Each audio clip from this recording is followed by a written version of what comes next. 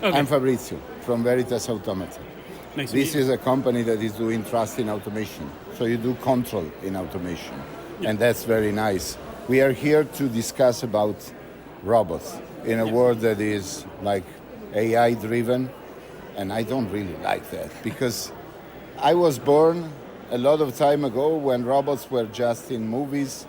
Now I will leave you free space to give you an idea, to give us an idea of what you do with all of these control motors, steppers, and the power supplier. Who are you? So my name is Travis. I'm a STEM educator and independent robotics developer from New York City. This right here is called Scarab. It's called Scarab because it moves like a beetle when it does walk. And what this robot does is it monitors air quality. So it measures temperature, humidity, oxygen, carbon dioxide, carbon monoxide, methane, ammonia, nitrogen dioxide, and hydrogen. Practically, it's everything. Yeah. Super sensor based equipment. Yes. That's great. So basically, when I was born, it was the 70s. I was in 1971. No one cares about that. But there was a language that grew up in that time that was called logo. Yes. The logo was a turtle that you could have been driving, like kids or children were doing that because it was easy to understand how the movement of a robot could have been controlled. Yeah. Today we are talking about something that is way more complicated. What would be the evolution that would you describe from that time we were just thinking about moving robots to all of these kind of sensors that you have? I think as technology grows, it influences faster growth. So for example, before like the 1800s, we were doing horseback. We didn't have flight or anything like that. Early 1900s, late 1800s to early 1900s, we start making cars. Less than 100 years later, we're in space. We have like commercial robots. We have artificial intelligence and things like that. So I think it's just technology causes technology to grow faster. I totally agree with you on this. And if you want to describe your robot as in terms of an appliance or an application that you could do with that, with all of these sensors, you could do meteorology, healthcare. Why no? Learning temperatures in a specific site, comparing, sampling.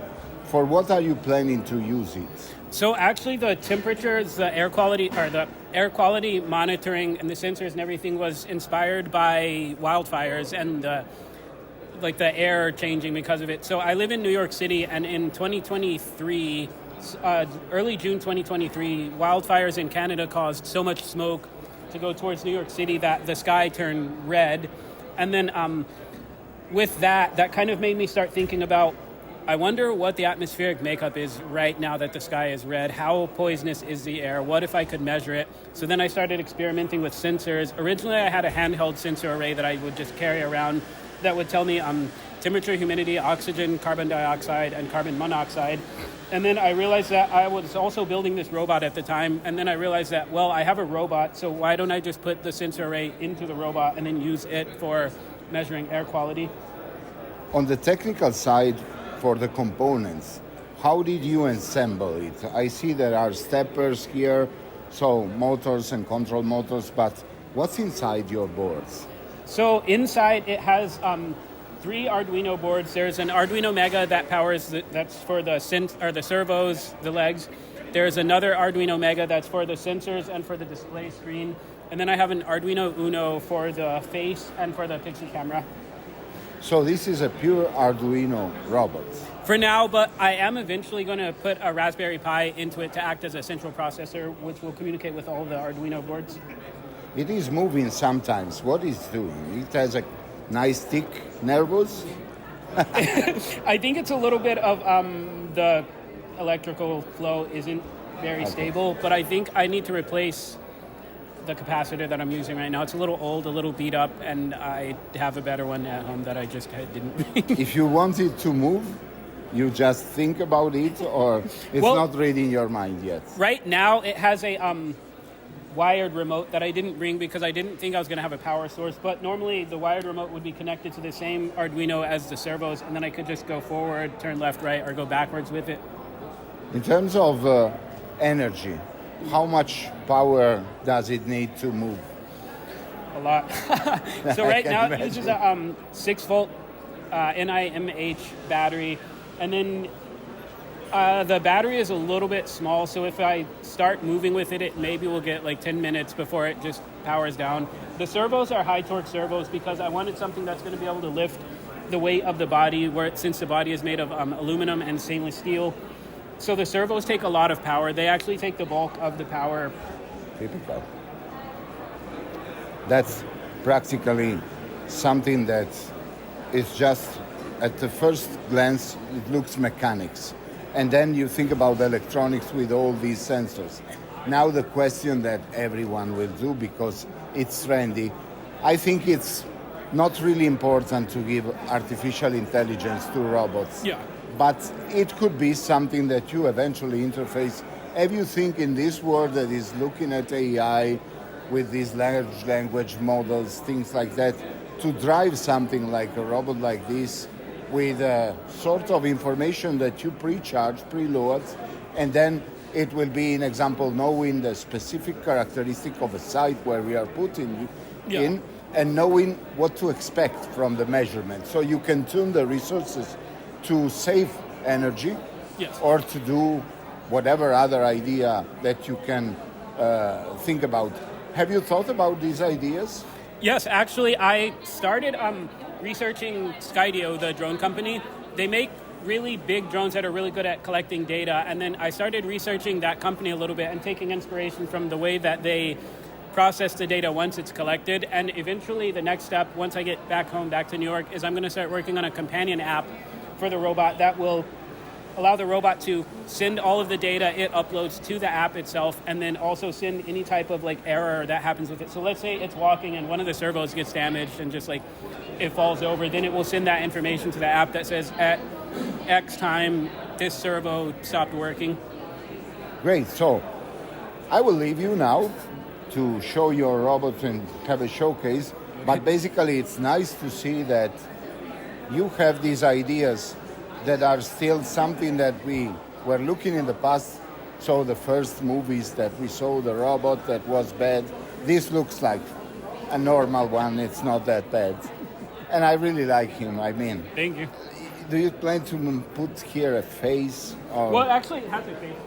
Oh, let's see. I will put the camera here to... Oh no, I was about to say I can pick it up, but I don't know if it will come unplugged. Just eyes for the moment. Yeah. So it's not talking because you haven't put words. No, not yet. Yeah. I wanted to give it a friendly looking face. I have a philosophy with robotics that it shouldn't look terrifying, so I gave it like a cartoonish looking face. It's kind really of looks nice. Like the robot from, what's it called? WALL-E. WALL-E. So does it...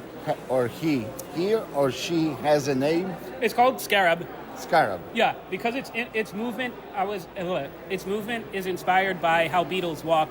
So like when I was programming the servos, I sat and watched hours and hours and hours of just beetles walking, so I could see exactly how each leg moves in unison with each other leg, and then just copy that or mimic that with the robot, and then decided to call it Scarab because of that. So the word of insects will be grateful to you because you gave the Scarab credits. That's great. Thank you, Travis. Of course. It has been a nice and inspireful interview. And I look forward to see Scarab walking in the streets. I will try to avoid stepping on it. You will have to do a bigger Scarab, but it's a very nice idea. I really like these sensors that you equipped it with, because they can do a lot of things that I see very, very potentially interesting for the world of technology. It's not so common they just move. Yeah. But you put something that can be collecting a lot of data. Yeah, I think it has really good applications for like industrial use. So let's say there's a chemical spill somewhere. You could send this like tiny robot in to measure air quality, make sure that it's safe for humans before like sending people in to start cleaning up. So in our case, just to go for an outro. We do trust in automation. That means that we pair the automation and control that you can give to these kind of equipments, something more with a sort of control flow for transactions. So think about the temperature that you are getting in that specific GPS location cannot be altered by hackers or other ways of accessing the data because it's protected by things like a blockchain. Yeah. Not specifically a blockchain itself, but a ledger. So the information is distributed and immutable. That for us could be really a nice thing to look at because it's an extension, a hardware one, of what we think it's controlling automation.